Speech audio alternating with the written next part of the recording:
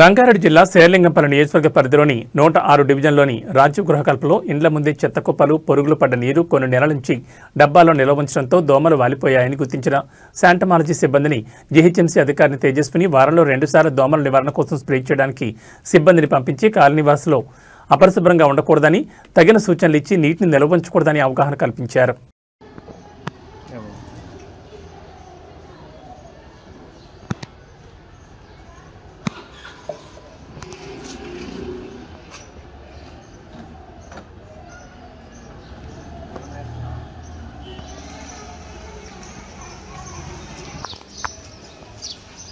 ఇదంతా సెట్ అయ్యింది బాబు.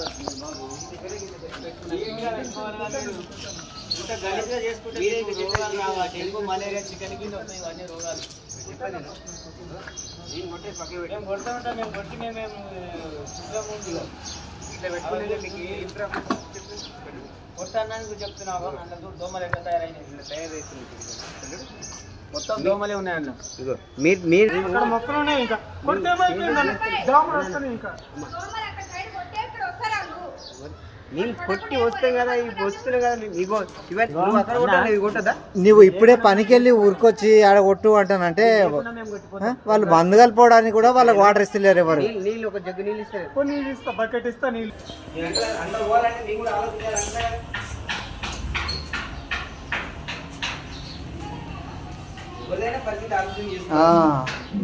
సార్ మేము చేసేది అయితే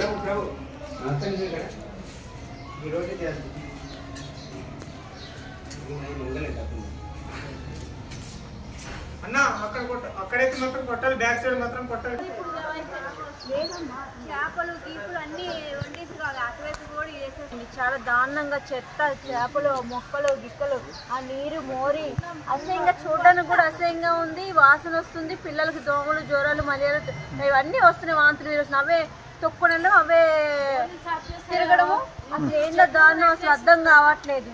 అసలు తిరగాలన్నా ఉండాలన్నా ఇబ్బంది అవుతుంది. మనం ఉండలేకపోతున్నాం. వాసన నీరు నిండిపోయి ఇటు వచ్చేస్తుంది. చాలా గలేజ్గా ఉంది అసలు చూడడానికి కూడా. పిల్లలకైతే దగ్గులు, జ్వరాలు, వాంతులు, వీరొస్తున్నాడు జ్వరాలు. మరి ఇలా ఉంటే రావా? చూడండి. అది ఎవరు వేస్తున్నారమ్మా? అక్కడ ఉండి అక్కడి నుంచి అక్కడే అదే వేస్తారు. అలా చూడండి, అవన్నీ అక్కడి నుంచి అక్కడే అలా వేస్తారు. అందరూ వేస్తారు. ఎవరిని అంటాము? ఎవరిని అనలేము.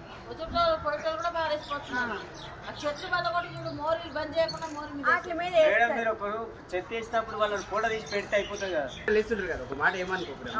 అడిగి నువ్వు ఫోటో తీస్తే వాళ్ళ ముఖమే కనబడుతుంది. ఎవరు తీస్తే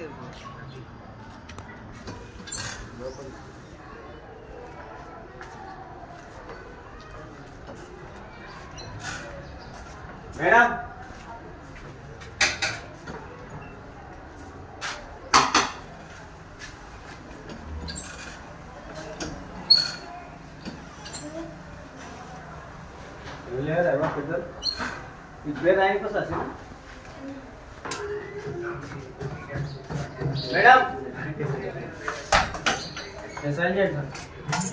దోమల మంది కొడుతుంది.